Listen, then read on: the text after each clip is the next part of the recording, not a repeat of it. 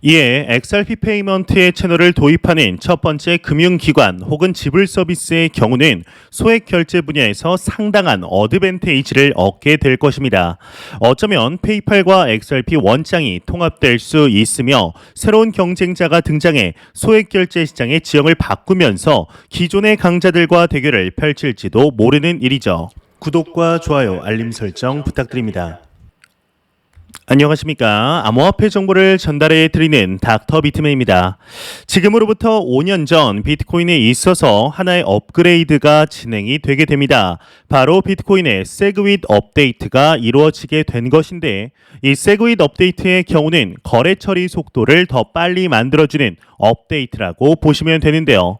이 업데이트가 이루어진 후 한 비트코인 투자자의 경우는 어떻게 비트코인을 소액 결제에 사용할 수 있는지 시범을 보여주려 시도하게 됩니다. 동네 카페에서 비트코인을 사용하기로 결정을 하였는데 결과는 가히 희극적이라고 볼 수도 있겠는데요. 일단 사진을 한번 보도록 하겠습니다. 네, 여기 사진을 보시게 되면은 초록색으로 지운 부분은 지갑의 주소이며, 이제 위에 동그라미의 커피 가격으로 지금 1달러, 그 아래는 비트코인 네트워크의 사용료로 3.46달러를 사용했다는 것을 확인할 수가 있습니다. 이는 왜 일반적인 방식으로 비트코인이 소액 결제에 사용할 수 없는지에 대한 매우 극적이지만 또 다른 사실적인 사례라고 볼 수 있겠는데, 하지만 최근 비트코인의 라이트닝 네트워크와 2020년 진행이 된 템루트 업데이트로 인해서 이때와는 완전히 달라진 비트코인 네트워크 환경이 구축이 되었습니다. 현재 소액 결제 업계를 장악해온 플랫폼은 이제 글로벌적으로 보았을 때 바로 페이팔을 빼놓고 말할 수 없을 것 같은데요. 그런데 이 페이팔의 수수료 구조는 거래량이 늘어날수록 페이팔에 지불해야 하는 수수료 역시 급증하도록 설계가 되어 있습니다. 이제 즉 정액 수수료가 아니라 거래 규모에 비례한 비례 수수료 정책을 채택하고 있는 것인데, 그렇다면 과연 리플이 페이팔과 경쟁할 수 있을까요? 페이팔을 통한 소액 결제와 XRP 페이먼트 채널을 이용한 XRP 원장을 통해 소액 결제를 비교해 보게 되면 XRP 페이먼트의 채널의 결제 네트워크 사용료의 경우는 0.0001 XRP입니다. 이는 거래가 발생할 때 최소한으로 지불해야 하는 사용료인데, 만약 제품의 가격이 이제 30센트라고 가정했을 때 페이팔을 이용하여 소규모 거래를 시도한다면 페이팔에 지불해야 하는 수수료는 6.5센트에 달하게 됩니다. 그 결과 전체 상품 가격의 22%가 수수료로 빠져나가게 되는 것이죠. 그런데 XRP를 사용할 때는 상품의 가격은 전혀 고려 대상이 아니게 됩니다. 만약 거래가 일어나는 순간의 수수료가 현재의 XRP 가격의 0.0001 XRP를 계산해 보게 되면 0.00093319달러인데 이는 사실 거의 없는 것과 다름이 없죠.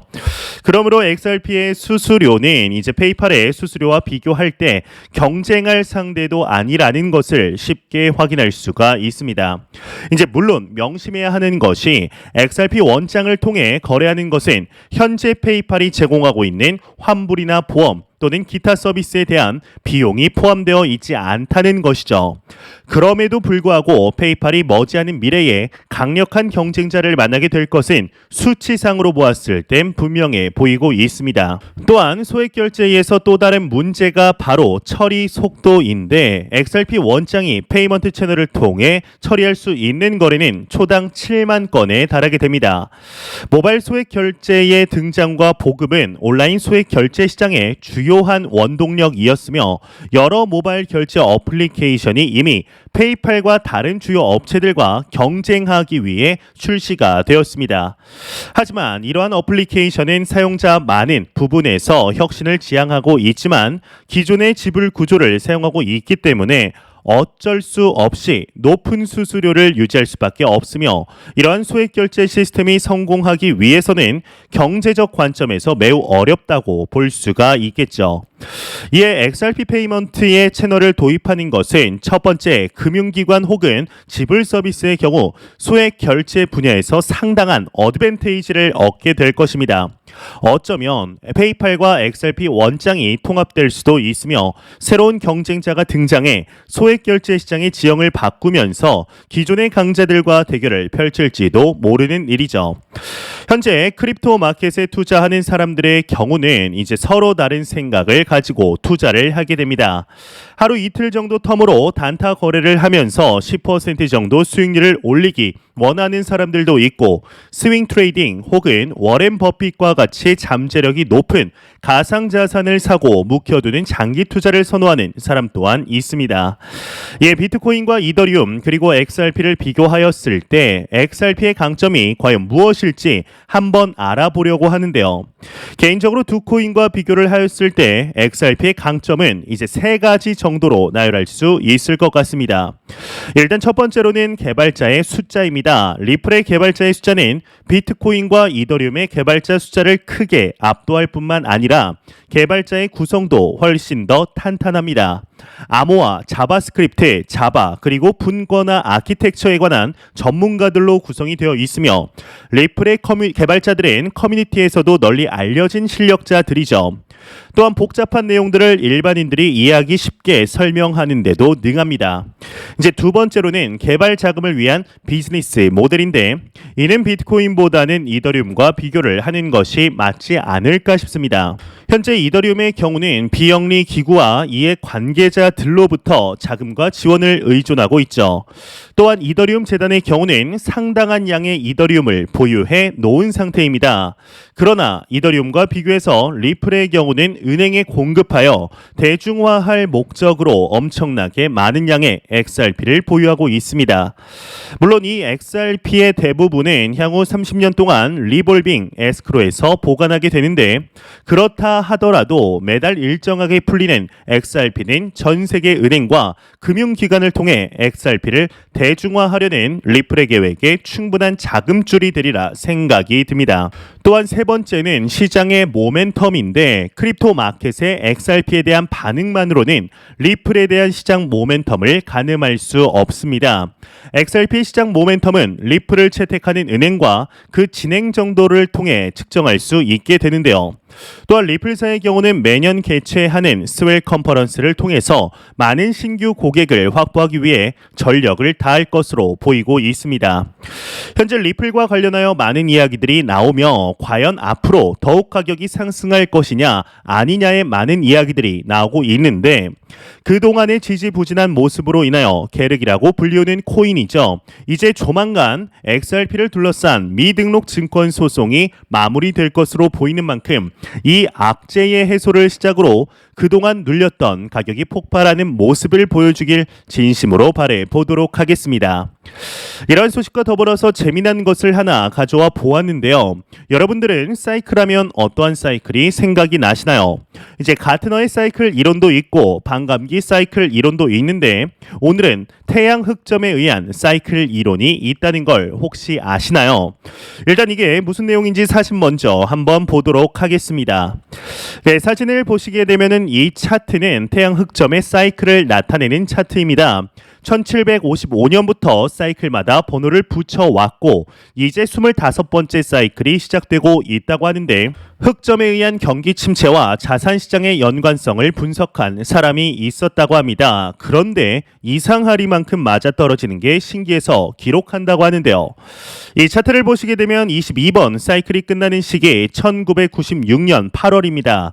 이때 당시 우리가 기억하는 IMF가 시작이 되었고, 21번 사이클이 끝나는 시기였던 1988년에는 러시아가 국가부도 위기가 터지며 미국도 위험한 시점이었습니다. 23번 사이클이 끝나는 2008년도는 누구나 알고 있는 서브프라임 모기지 사태로 세계 최대의 금융공황이 발생을 하게 됩니다. 태양의 흑점은 과연 경제 위기와 정말 연관이 있는 것일까요? 책 중에 부의 골든타임이라는 과거 이제 책이 있습니다. 이제 이 책에 보면 과거 농업과 관련된 산업이 많아서 태양의 영향으로 흉년이 오게 되면 그 시절의 경제가 안 좋아졌다는 이야기도 수록이 되어 있는데 지금은 이미 산업의 중심이 농업이 아니라 제조업과 서비스업으로 넘어왔기 때문에 기후 변화가 큰 경기에 이제 변동을 일으킬 메커니즘은 거의 사라진 것이 사실이죠. 25번째 사이클이 시작되고 경제는 다시 정상적으로 돌아오게 되는 건지 궁금해지게 되는데요. 이 사이클을 코스피와 비교하게 되면 위에가 코스피, 아래가 흑점 주기입니다. 위기 때는 맞아떨어지지만 사이클이 정점을 지나는 지점부터 상승이 오는 것으로 보이죠. 11년 주기로 반복을 하며 2025년 7월에 정점을 닿을 것으로 우주기상예보센터에서 알려주고 있는데요. 얼추 시기가 비트코인 반감기 사이클과 비교해 보았을 때 1년에서 1년 반 지난 시기인 것을 보면 이와도 비슷하다는 것을 알 수가 있습니다. 참 자연현상과 비교를 한다는 것이 신기하기도 하고 재미있기도 해서 한번 가져와 보았습니다. 이제 칼라일의 창업자 데이비드 루벤스타인의 경우는 지금이 주식을 저가 매수할 수 있는 기회이며 주식에 투자할 큰 기회가 왔다고 말하였습니다. 누구나 저가 매수와 저평가를 말하는 시기이지만 특히나 루벤스타인 회장의 말이라 더욱 신뢰가 가는데요. 현재 코인 마켓의 가격을 가지고 저평가인지 추가로 더 크게 하락할 것인지에 대해 논란이 많은 사실입니다. 7월 말부터 매크로 지표들과 함께 상승한 코인의 가격에도 거품이 끼었다고 주장하는 이들도 많은 상황인데 사실 미래를 아는 사람들은 없기 때문에 모든 가능성에는 양면이 존재하게 됩니다.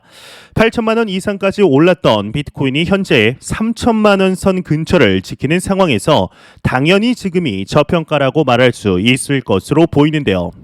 반면 2018년에 지루했던 하락과 이후 2년간 지속되었던 하락을 떠올리며 여전히 더 깊은 하락이 있으리라고 말하는 사람들도 있습니다.